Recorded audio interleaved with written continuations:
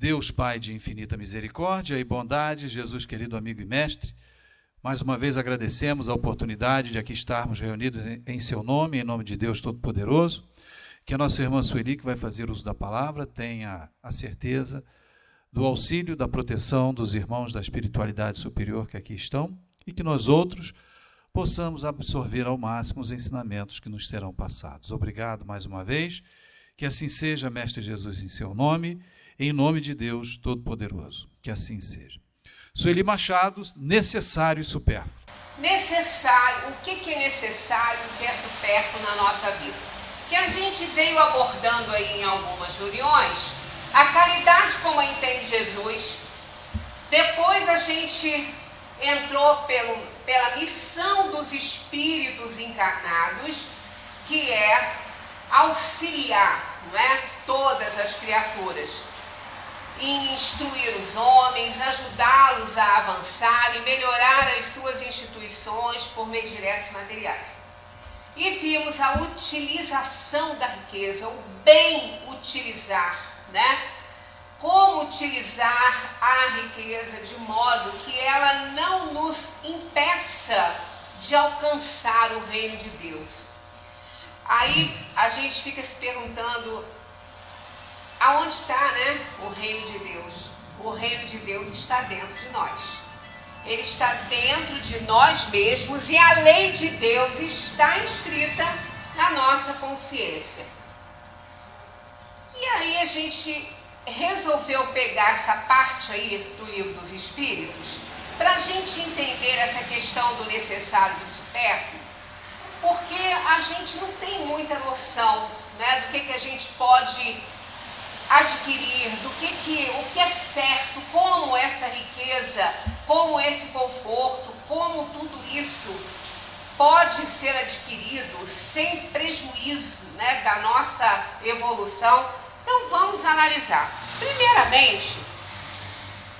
Primeiramente nós vamos aqui abordar o significado, tá?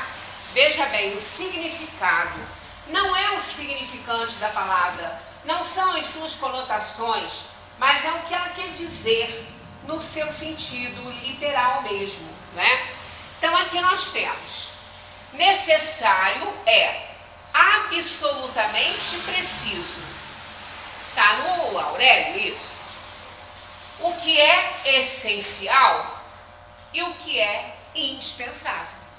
Isso é muito claro e está na doutrina, quer dizer isso também. Né? Nós sabemos que o evangelho tradicional, ele é muito alegórico, ele é muito assim cheio de metáforas, não é? Mas a doutrina espírita não. Ela não é assim, ela é clara, ela é objetiva, ela veio levantar o véu de tudo, porque com a alegoria, com a metáfora, pela polissemia do termo também, a gente pode dar várias interpretações. E nem quer dizer que sejam interpretações pessoais, não. É o que a pessoa deduz do que ele estuda. Então não é o que ela pensa, não. A gente tem que fazer essa separação para não parecer, porque às vezes a pessoa fala assim, o outro fica dando interpretação pessoal nas palestras. Não, não é uma interpretação pessoal. É o que ela alcançou, é o que ela deduziu, o que ela conseguiu compreender do que ela estudou. Então não é dela isso. Às vezes a interpretação até não é a mesma que outra pessoa dá, mas aquela pessoa que está dando aquela interpretação de determinado conceito, ela às vezes nem concorda. Então não é dela, não é pessoal. Né? A doutrina espírita, ela veio, portanto, trazer o máximo possível de objetividade, de clareza, para que todos depois não possam dizer assim, se eu soubesse, se eu tivesse entendido isso. Ela é muito clara. Então, veja bem, ela usa essas duas palavras aí, o necessário e o supérfluo, no sentido literal mesmo da palavra. Necessário é o absolutamente preciso, é o essencial, é o indispensável. E o supérfluo? O supérfluo aqui, que ultrapassa a necessidade, que é mais do que se necessita. Né? Então, nós vamos abordar esses dois conceitos aí, para que a gente consiga alcançar um pouco dessa aquisição de bens sem prejuízo para nosso aperfeiçoamento, para nossa evolução. Claro que muita coisa vai ficar a critério próprio, né? Porque isso não é uma coisa absoluta e sim relativa. Então, vamos ver, ó. O homem que não conhece o limite do necessário acusa a natureza de não supri-lo do que ele precisa. A gente muitas vezes não sabe realmente de que a gente está precisando. Por isso que quando a gente fala que nas nossas orações, aqui na hora do passe, né, que há quem diga que aqui não tem passe, aqui tem o passe coletivo e é o passe tão eficiente quanto o outro individual. Não vou dizer nem mais nem menos, mas vou dizer até que ele nos dá mais chance de absorver os fluidos, porque a gente não se distrai muito com nada que possa estar no momento, né, atuando ali naquele instante da transmissão dos fluidos magnéticos, que é o que acontece no passe, né? Às vezes é um aroma que a pessoa não gosta, tem gente que é alérgica a perfume, às vezes o mínimo que, às vezes, aquele que está aplicando esse passe pode tirar a pessoa da concentração, qualquer coisa tira. Nós não focamos muito a nossa atenção nas coisas, né? Às vezes a gente está aqui querendo muito absorver, mas às vezes a cabeça da gente gira, porque a gente tem muitos problemas, a gente tem muitas coisas para resolver, é comum, isso é natural acontecer, embora a gente tenha que fazer esforço para não acontecer. Então, é difícil, muitas vezes, para a gente alcançar o nível de equilíbrio para as coisas. Quando a gente não conhece aquilo que realmente é importante para a gente, que a gente necessita, aquilo que é totalmente indispensável à nossa vida, é essencial para a nossa vida, a gente acaba enveredando aí para os exageros. Por isso que quando a gente fala aqui na hora do passe, para as pessoas se colocarem receptivas para o passe, para receberem esses fluidos dos espíritos, é não ficar pedindo nada, pedindo cura, pedindo não sei o quê, pedir forças a Deus, luz a Deus, para que a gente possa tomar nossas decisões com mais sabedoria, para que a gente tenha forças para suportar o que tiver que vir, porque o que tem que vir, virá. Sabe por que virá? Porque nós escolhemos, antes da gente reencarnar, o nosso, né, a trilha que iríamos passar aqui nesse mundo material e o que nós iríamos encontrar de obstáculos. Isso foi escolhido por nós. Então, a gente tem que pedir a Deus para muita luz, para a gente enxergar o nosso caminho, qual é o nosso caminho, para a gente enxergar a que viemos, né? E realizar aquilo que a gente veio realizar nesse mundo, e força para enfrentar as diversidades. Porque nós vamos ter sempre muitas, porque a gente não veio aqui para fazer turismo, né? Então, o homem que não conhece o limite do necessário acusa a natureza de não supri-lo do que precisa. Mas a verdade é que ele emprega no supérfluo o que se destina ao necessário. É isso. O que é para ele, é indispensável para a vida dele, o que é importante para a vida dele, ele não reconhece, ele não conhece esse limite.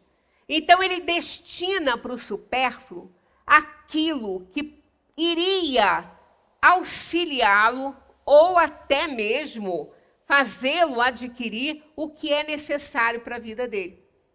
Então ele fica perdido, né? Ele fica achando que ele não é um eleito de Deus. Deus não tem eleito, embora essas expressões apareçam na codificação, inclusive da missão dos espíritas, tem essa frase aí, vós sois os eleitos de Deus.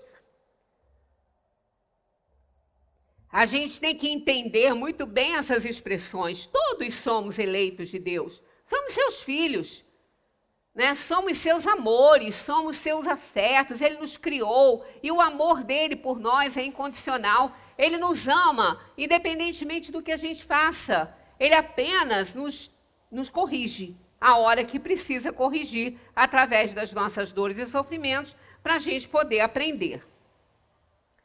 O mal, para muitos, é viver uma vida que não é a que a natureza lhes traçou. Muitas vezes, nós direcionamos os nossos recursos para o supérfluo, deixando... Perdão, eu estou com a rinite atacada. Deixando de nos prover das nossas necessidades por aparência. Para viver uma vida falsa, algo que não nos pertence, algo que a gente quer que os outros acreditem que somos. Então a gente está constantemente fazendo isso, não é? Cada um começa a se endividar para ter um carro do ano, porque ele tem que apresentar aquilo ali para os amigos, o que vão dizer dele. Se ele não tiver um carro zero, o que vão pensar? Como é que ele vive? Né? Quais são os seus recursos? Então ele destina muitas vezes a essas aquisições aquilo que ele necessita. Muitas vezes ele deixa de se tratar para ele poder comprar algo que vá, segundo a sua avaliação, colocá-lo num patamar de gente importante. Isso em mundo de prova e expiação acontece muito, porque somos espíritos inferiores, por isso que isso acontece. Como pode o homem conhecer, então, o limite do necessário? Aí eles respondem de uma forma tão clara, né? Olha só, o sensato o conhece por intuição. E muitos o conhecem à custa de suas próprias experiências.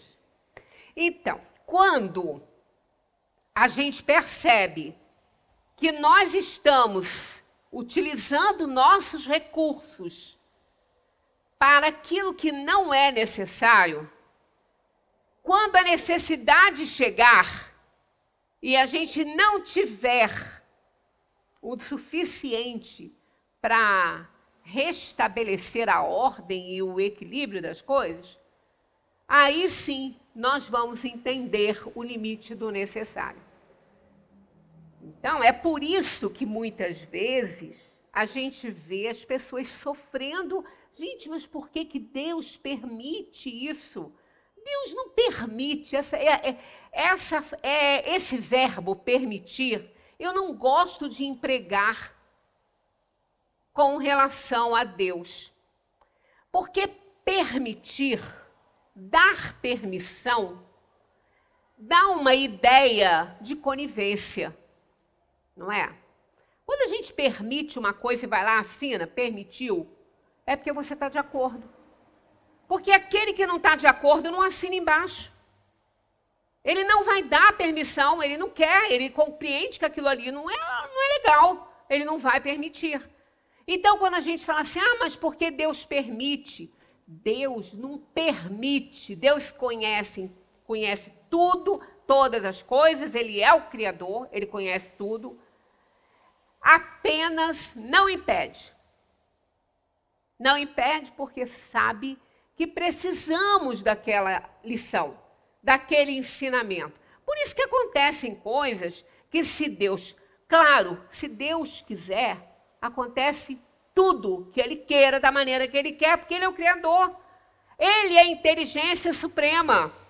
Mas não podemos esquecer, como está escrito lá naquele início, eu nunca vou me cansar de alertar para isso, ele é causa primária. Ele não é causa imediata das coisas. Ele é causa primária.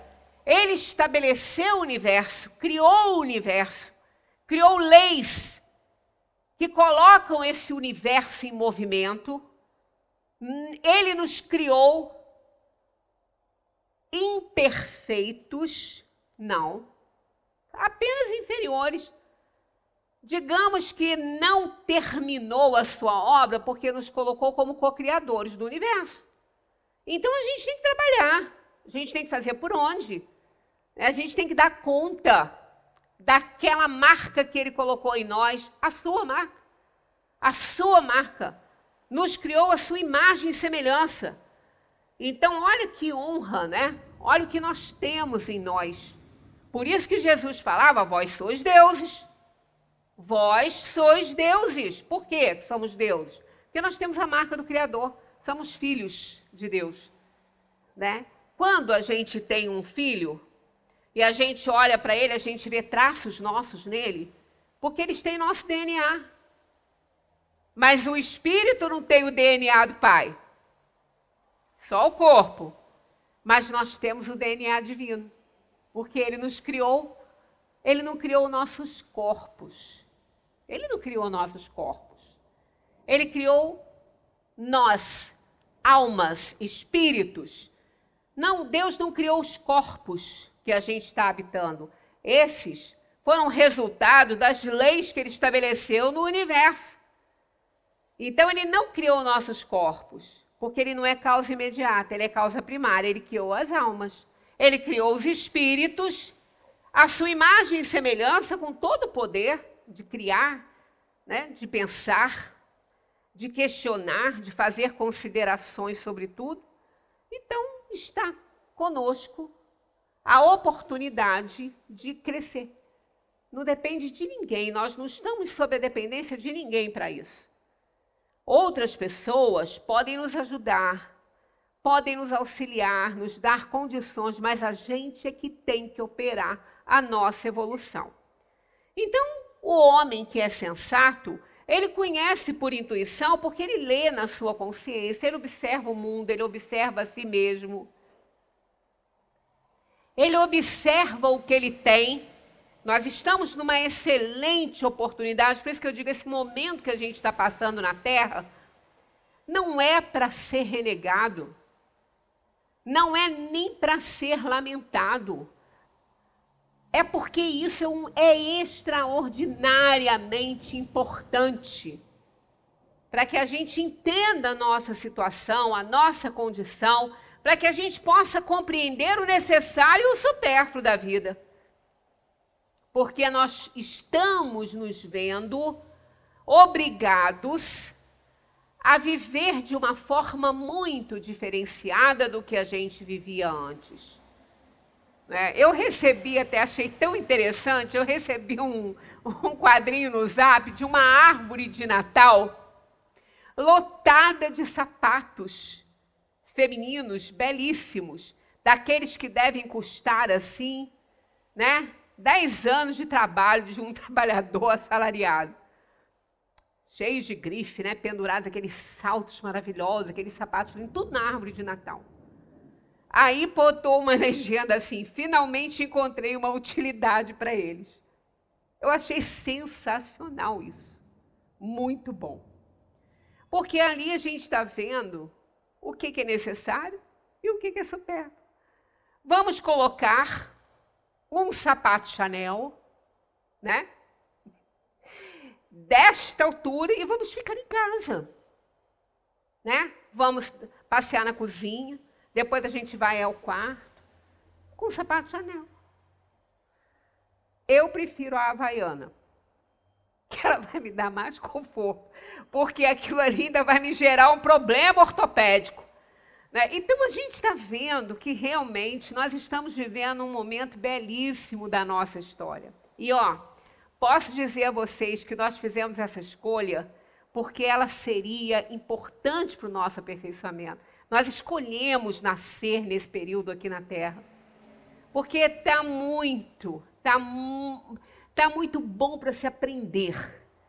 Gera dor, gera sofrimento, gera tudo que a gente precisa para se aperfeiçoar. Gera também satisfação, gera a alegria de estarmos, né, fazendo uma coisa diferente do nosso dia a dia. E é sempre bem-vinda qualquer situação que a gente esteja passando. Todo aquele que assambarcar os bens da terra para se proporcionar o supérfluo, em prejuízo dos que não têm sequer o necessário, desobedece à lei de Deus e terá de responder pelas privações que ocasionou. Não é? Na lei do... Coitado, acho que ele fez uma brincadeira e acabou ficando ali conhecido pela brincadeira que ele fez. O grande jogador, né, brasileiro, Gerson, ficou conhecido como aquele que estabeleceu a lei de levar vantagem em tudo. Ele nem merecia isso, né? Foi um momento, um comentário, mas aquilo que se fala, o vento não vai levar, né? Vai espalhar. Não vai levar, ele vai espalhar. E todo mundo vai ficar sabendo. E não junta mais, né? É igualzinho estourar uma almofada de peninhas, né, num dia que está ventando bastante. Quero ver juntar as peninhas depois. Não junta mais, aquilo ali é ser levado e espalhado, né? Não é só levado. Se fosse levado era bom, não ia ficar ali, mas espalha. Aí a coisa fica diferente. Então, a lei do Gerson, que ficou conhecida aí, é a lei de levar vantagem em tudo. E isso gerou exatamente um processo de involução espiritual. Entre aspas, porque ninguém piora. Apenas a gente não evolui. Porque, ora, quando a gente está levando alguma vantagem, alguém está levando desvantagem. E se a nossa vantagem estiver prejudicando alguém, aí nós vamos ter que responder por isso, né? O limite, então, entre o necessário e o supérfluo, nada tem de absoluto. Aí lá vem a bomba, ó. Tudo é relativo e cabe à razão colocar cada coisa em seu lugar. Eu não posso determinar para ninguém o que ele precisa, o que ele não precisa. Cada um é que tem que saber. Olha a inteligência, né, divina aí, colocando essa responsabilidade em cima de cada um. Porque se eu determinasse que fulano não precisa disso, e se ele precisar, eu vou ter que arcar com essas consequências. Eu não posso determinar o que fulano, beltrano ou ciclano precisa, de forma nenhuma. Né? De forma nenhuma. Eu falei aqui cicrano, alguém pode ter levantado as orelhinhas. Ih, cicrano, é cicrano mesmo, com R. Não é ciclano, não. Que a gente ouve muito que as pessoas têm medo da palavra cicrano, mas é cicrano, não é com L, não. Então, o que Beltrano, fulano e cicrano pensam, né? Eu não posso determinar o que os outros precisam. Eu tenho que saber o que eu preciso. O que é indispensável para mim. O que é extremamente necessário para a minha vida, né? Para eu viver. Aí, vem aqui na 719. O bem-estar é um desejo natural e não é censurável por Deus se não for conquistado à custa de alguém e se não enfraquecer as forças morais nem as forças físicas. Eu acho que aqui os espíritos nos deram uma boa dica para a gente poder analisar isso aqui. Tudo é relativo e cabe à razão colocar cada coisa em seu lugar. Olha, uma pessoa que não precise, por exemplo, de ter um carro, ela opta por não ter. Ela não precisa, ela mora perto de tudo, ela não viaja, não dirige, não gosta de dirigir. Ela vai ter um carro para quê? Para ela botar na garagem, falar que tem uma despesa mensal com esse carro, anual, despesa de seguro, de tudo. Só se ela for pouco inteligente, isso é uma estultice, né? Ela não gosta de dirigir, ela não dirige, ela mora no centro, não precisa do carro. Ah, mas se ela precisar viajar, pega um táxi, chama um Uber, arranja uma outra pessoa que faça esse trabalho junto para ela. Eu tenho uma prima que optou por isso. E ela dirige, o marido dirige. Mas ela optou por isso, morava na Barra da Tijuca, agora está até fora do Brasil. Mas ela falava, gente, eu não tenho lugar para estacionar. Eu perco um tempão no trânsito. Eu perco a saúde física e mental nesse trânsito parado. O que eu faço? Eu vou de metrô. O metrô para perto da minha casa. Para onde eu vou, ele também me leva até lá, vou de metrô. Não tenho despesa, não tenho nada. Quer dizer, ela chegou à conclusão que um carro para ela não era necessário. Era dispendioso, não era necessário. Ela aboliu.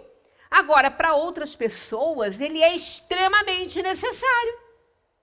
Uma pessoa que mora longe, que não tem condição por perto, é necessário, ela precisa disso. Ah, ela não vive sem isso? Não, ela vai viver. A gente tem até aquela expressãozinha engraçada que a gente usa, porque nós somos, exagerados em tudo, Ah, eu não vivo sem isso. Às vezes a gente tem uma coisa, celular, Deus me livre, eu não vivo sem celular. Não? Você nasceu agora? Na era dele? Você está com 60 anos? Você viveu 45, 50 anos sem ele? E viveu, né? Bem, viveu, morreu. Então a gente tem essa mania, eu não vivo sem isso. Vive sim. Você não vai viver sem seu alimento, sem seu remédio, sem seu conforto, porque olha só, o bem-estar é um desejo natural e não é censurável por Deus. Então Deus não vai nos castigar porque a gente tem uma casa com conforto, porque a gente tem um carro na garagem, porque a gente tem uma boa alimentação. Ele não vai nos censurar por isso, porque isso faz parte do mundo. Isso aqui, a condenação desse desejo de bem-estar, seria a condenação da lei do trabalho. Eu vou trabalhar para quê? Ou não, faço um servicinho ali, outro ali. Tá bom, como qualquer coisinha. Seria a negação da lei do trabalho. Nós trabalhamos para nos alimentar, para o nosso bem-estar, para a gente ter uma vida confortável. Porque aquele que não faz por onde receber a moeda de troca, ele não vai comprar nada. Ele não vai ter nada, ele vai precisar e ficar na dependência da boa vontade das pessoas. Muita gente prefere, não quer levantar cedo, não quer entrar no batente, não quer trabalhar, não quer nada. Aí é um problema dele. Então, condenar o uso, da moeda para o nosso bem-estar seria condenar a lei do trabalho. Então, isso não está certo, lógico que não, mas há uma exigência para isso. Está aqui, se não for conquistado à custa de alguém e se não enfraquecer as forças morais nem as forças físicas, amarrou.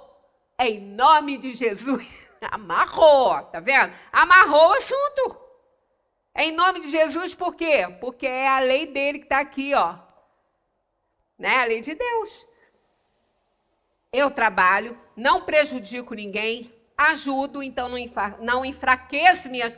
Não estou falando eu, não, estou falando ser, Como alguém diria. Eu trabalho, eu ajudo, não enfraqueço, portanto, minhas forças morais, porque não estou tirando nada de ninguém, não estou prejudicando ninguém, e muito menos comprometendo a minha organização física com excesso de trabalho para ter muito. Então, condenado por quê? Ainda que eu consiga algum bem maior, até ficar rico, digamos assim, não vou entrar no reino do céu? Claro que vou. Estou fazendo o que a minha consciência manda, auxiliando meu próximo, portanto, não tenho problemas morais com isso, não prejudiquei ninguém, não atrapalhei a vida de ninguém, só trabalhei.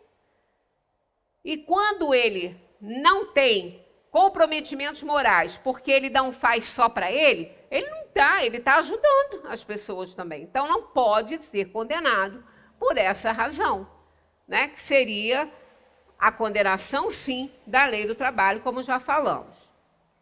A lei de conservação obriga-nos a prover as necessidades do corpo com tudo aquilo que o homem possa se alimentar, sem prejuízo para a sua saúde. Olha, mais uma vez essa responsabilidade aí nas nossas mãos.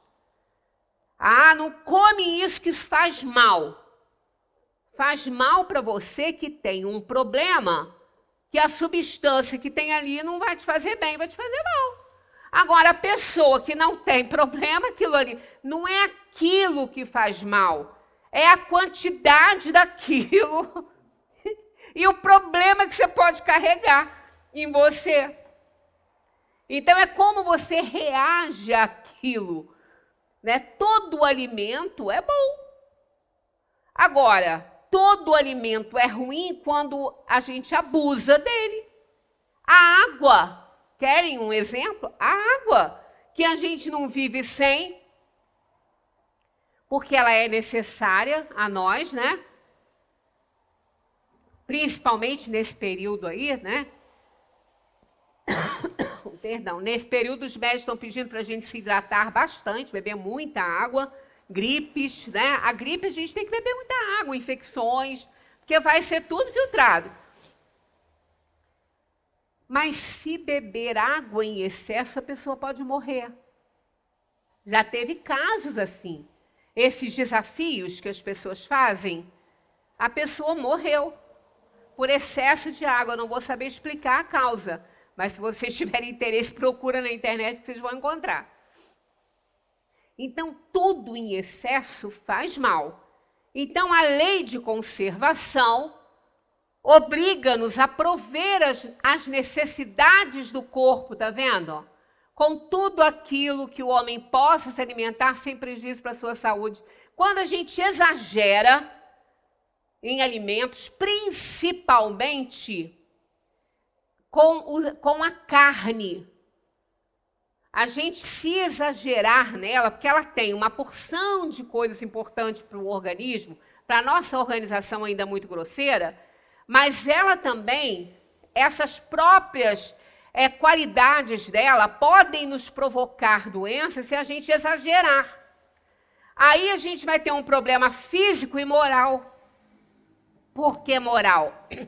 Porque a gente está contribuindo para a matança de animais em excesso, exagerada, os maus tratos, as crueldades horríveis que são feitas com os animais para que a gente possa se alimentar deles.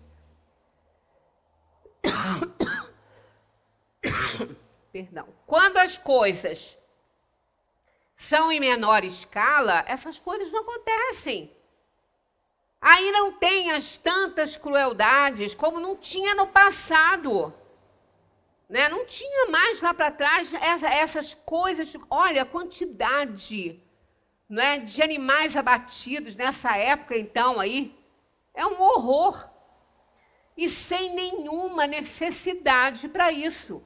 Ninguém está falando que a pessoa tem que se abster desse alimento. Continuando aqui, ó. A lei de conservação impõe ao homem o dever de conservar suas energias e a sua saúde para poder cumprir a lei do trabalho.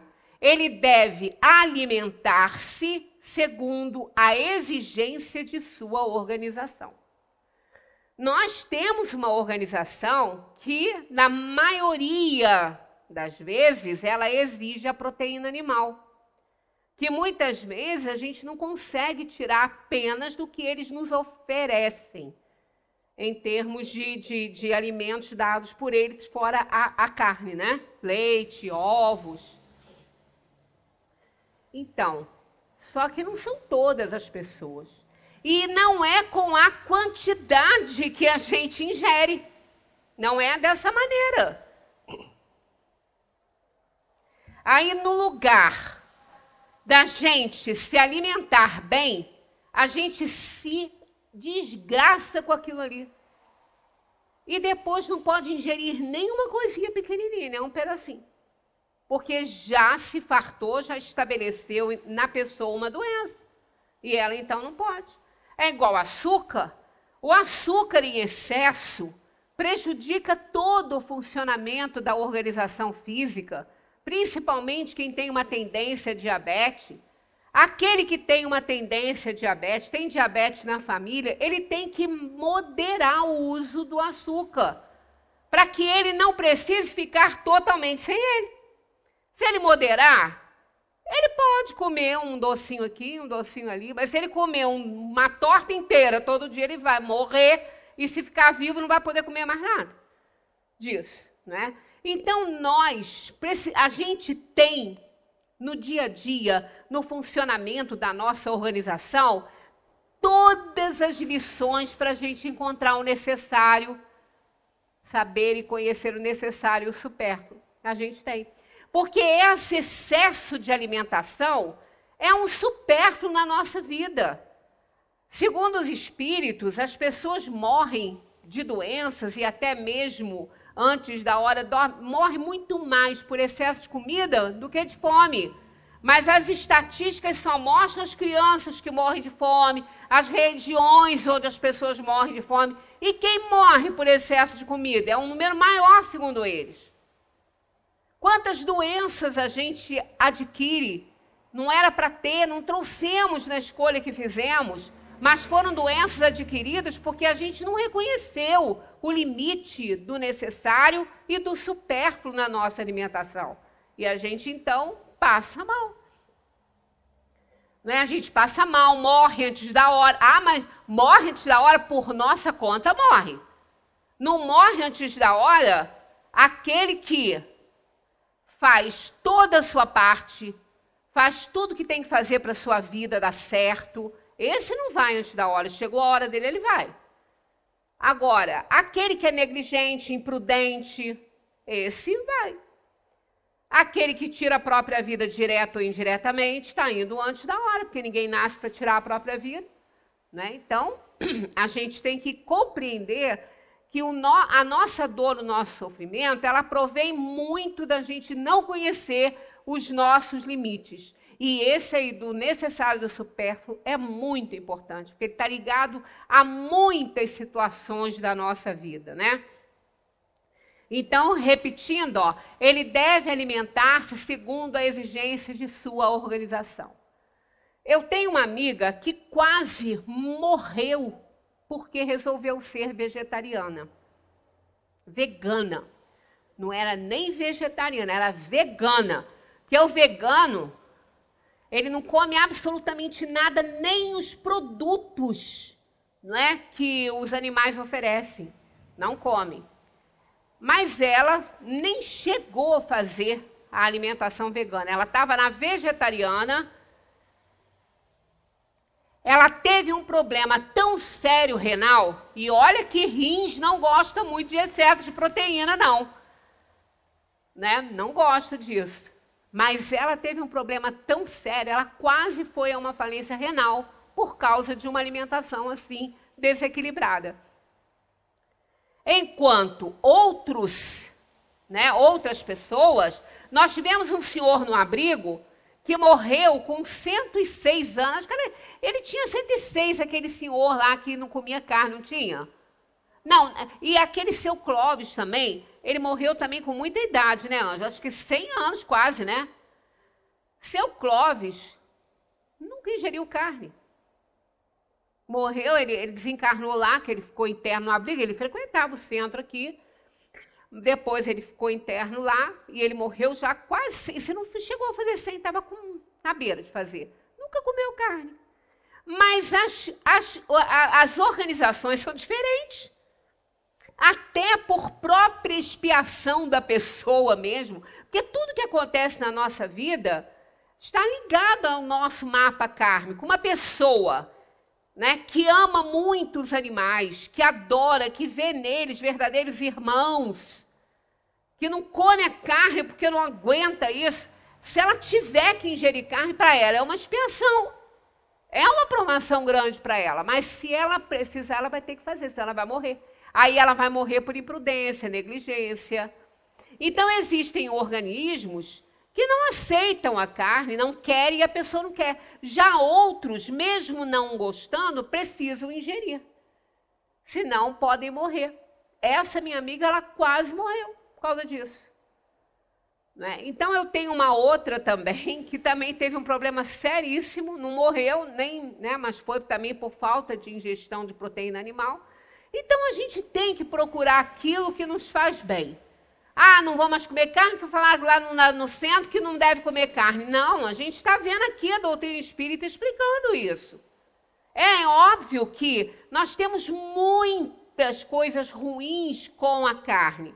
Não por ela, pela maneira como os animais são abatidos, pela crueldade com eles. Eles desenvolvem o medo, é muita adrenalina na carne, é muito hormônio que eles colocam na carne para o bicho crescer rápido.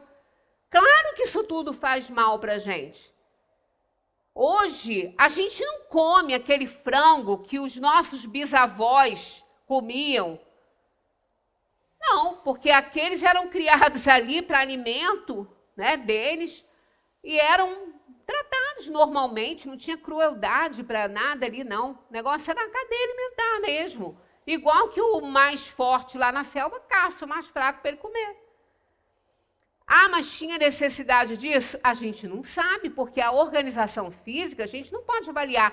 Ah, meu corpo não pede carne, o meu corpo pede carne. Você só vai saber disso quando o probleminha começar a surgir. Então, através dos exames, você vai ficar sabendo. Aí você vai se alimentar de acordo para que você não prejudique aqui o seu trabalho. Está aqui, ó, para que você possa cumprir a lei do trabalho. Essa lei do trabalho aqui é o trabalho em geral. É o que você veio fazer nesse mundo. Você precisa dar conta, não é? A alimentação animal para o homem é contrária à lei natural? Olha o que eles dizem nessa questão aqui, ó. Na vossa constituição física, a carne nutre a carne, pois do contrário o homem perece. Então é aquilo que a gente falou, em algumas situações ele pode perecer. A lei de conservação impõe ao homem o dever de conservar as suas energias e a sua saúde para poder cumprir a lei do trabalho. Ele deve alimentar-se, portanto, segundo exige a sua organização. Então não é pecado. Agora, obviamente, aquele que não precisa, que não tem necessidade, ele nem deve ingerir mesmo, porque ela não tem só coisas boas, ela também traz muitas coisas desagradáveis, principalmente no campo da energia. Né? Isso a gente sabe, mas aquele que precisa, ele precisa fazer isso. Né? Ele está num mundo de provação, expiação. As privações voluntárias, com vistas a uma expiação igualmente voluntária, têm algum mérito aos olhos de Deus? E eles dizem, fazei o bem aos outros e tereis maior mérito. Ah, o que isso tem a ver com a lei, né, da necessidade do supérfluo? Olha, quantas pessoas negam, né, as suas necessidades e aumentam, exageram situações para algo que ela acredita ser importante. Né? Então, são aquelas privações, eu não vou comer carne por causa disso e daquilo, ah, eu vou fazer isso ou aquilo. Precisa de ter uma utilidade. A gente precisa reconhecer esse limite aí. Fazei o bem aos outros e tereis maior mérito. Se se prejudicar, né? Porque aí está dentro do necessário e o supérfluo. Você quer trabalhar muito, olha, você está prejudicando a parte física para ter alguma coisa, para ter algum bem, né? Para ficar rico. Você vai trabalhar muito, muito, muito porque você quer ficar rico. Para que você quer ficar rico? Você quer ganhar muito dinheiro para quê? É para você armazenar? É para você guardar? É para você juntar em celeiro? Ou é para você auxiliar os outros? Mas de verdade mesmo. Não é aquele que promete que vai ganhar na loteria, faz prece para ganhar, para ajudar os outros, e depois ele some sozinho com o dinheiro dele, né? Então, se você prejudicar a sua vida, não sabendo aí o limite do necessário para você, né, o limite dos seus esforços, prejudicando a sua vida, se for para fazer o bem aos outros, se for necessário para você ajudar alguém, então é válido. Mas se não for, é inútil, porque Deus vai fazer o quê com essas coisas? A gente aqui, às vezes, não quer entrar no mérito, né, de algumas crenças das pessoas e tudo, mas às vezes a gente vê as pessoas prometendo certas coisas a Deus para conseguir outras, umas coisas que não têm o menor sentido. Né? O que Deus vai fazer com a minha privação disso aqui? A menos que eu me prive de me alimentar para alimentar alguém. Aí vale a pena. Eu me privo, eu fico doente, eu me privo de me alimentar para que outra pessoa possa se alimentar. Aí tem mérito, né? Aí eu estou fazendo o bem. Agora, se for com intenções assim, mirabolantes, com certeza vai ter o menor valor, né? Temos aqui um texto de Chico muito interessante, ó, o supérfluo e o necessário. Uns queriam um emprego melhor, outros apenas um emprego. Uns queriam uma refeição mais farta, outros apenas uma refeição.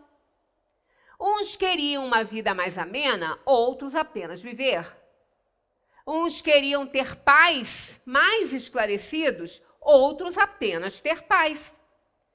Uns queriam ter olhos claros, outros apenas enxergar. Uns queriam ter voz bonita, outros apenas falar. Uns queriam o silêncio, outros ouvir. Uns queriam um sapato novo, outros ter pés. Uns queriam um carro, outros andar. Uns queriam o supérfluo, outros apenas o necessário. Né? Claro que aqui está bem radical, né? Tudo bem, eu até entendo. Mas é verdade, gente.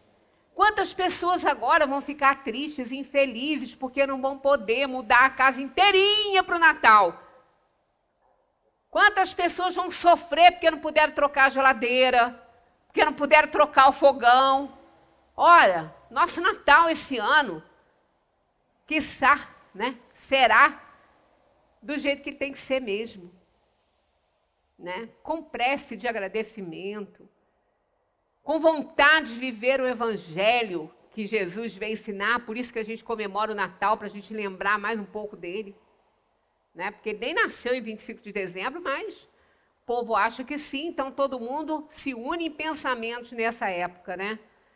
Então aí é mais uma lição para a gente. Aí vai sofrer porque não vai poder fazer aquela ceia maravilhosa junto com a família inteira para dar briga, ter que chamar até a polícia. Né? Mas vai ter um Natal legal, muito bom. Vai ter Natal, vai, o verdadeiro. Aquele que a gente comemora com o coração, aquele que a gente agradece a Deus a vida e celebra realmente a oportunidade, né? Aqui nós temos uma outra frasezinha de Benjamin Franklin, que eu adoro, né? Uma paixão. Amo a casa em a qual não vejo nada supérfluo e encontro tudo o de que preciso. Olha que coisa linda isso aqui. A gente tem que pegar, olhar para a nossa casa e ver, gente, tem tanta coisa que eu não preciso aqui que alguém pode precisar. E simplificar, diminuir as coisas. E vamos ver que não vamos morrer, porque a gente não precisa de determinadas coisas para poder viver. É excesso. É o supérfluo. Aqui. Excelente reflexão em tempos tão desafiadores. Eu pensei que 2020 seria o ano de conquistar tudo o que eu planejei. Mas 2020 foi o ano de aprender a valorizar tudo que eu já tenho. Gente, a gente tem muito. A gente tem supérfluo. Muita coisa supérflua. A gente que não vê. Ah, então eu devo me desfazer de tudo que é supérfluo? Não. Se você gosta, se você usa, embora seja supérfluo, não. Você adquiriu com a força do seu trabalho? Você adquiriu com perda da sua moralidade, da sua vida física, né, da sua saúde? Não, então tudo bem. Você não está condenado por causa disso. Mas vale a pena agradecer, ser grato por tudo que tem. Porque a gente tem muito mais do que a gente precisa. Muito mais. Quando a gente fica ansiando para ter alguma coisa, tem alguém ansiando para ter o que a gente tem. Né? E a gente, às vezes, não valoriza. É tudo que a gente conquista com muito trabalho, com muito esforço, a gente dá um valor imenso a isso. Né? Hoje em dia, há um equívoco enorme na criação dos filhos, porque os filhos estão tendo tudo de graça, não dão valor, às vezes, àquilo que têm, porque não trabalharam para isso, né? Então não conhecem o limite do supérfluo e do necessário. Então cabe a nós, que somos responsáveis, né, por alguma criança, pela criação de alguém ou auxiliando, alertar para isso. O conhecimento do limite e do necessário. Eu até procurei o texto que eu queria trazer para vocês, eu não consegui achar, mas eu tenho. Vou procurar e vou trazer na próxima reunião aí para a gente ler. Eu tenho um texto muito legalzinho, eu só tenho um finzinho dele aqui, que uma pessoa estava num aeroporto e presenciou uma mãe se despedindo da filha que voltava para casa. É mais ou menos esse o tema. E elas conversavam e tudo. Na hora da despedida, ela abraçou a filha e disse para a filha: filha, eu desejo para você, eu desejo de coração que você tenha o suficiente na sua vida. Isso que eu desejo para você. E a filha falou a mesma coisa para a mãe. A mãe estava muito emocionada, a filha saiu. Depois a pessoa que estava observando achou tão interessante isso, que ele nunca tinha ouvido uma despedida com essa frase: eu desejo o suficiente para você. Aí a mãe explicou, falou assim: nós temos isso esse hábito na nossa família, de desejar o suficiente sempre para alguém, porque a gente acha que a pessoa que tem o suficiente, ela tem tudo que ela precisa para ser feliz na vida dela. Só o suficiente. Aí ele falou: mas a senhora está muito emocionada, né? Ela falou: estou, porque acho que não verei mais a minha filha, porque ela estava com uma doença terminal. E ela falou: acho que eu não verei mais a minha filha, mas se ela tiver o suficiente para viver, eu vou morrer em paz. E é o que a gente precisa do suficiente só.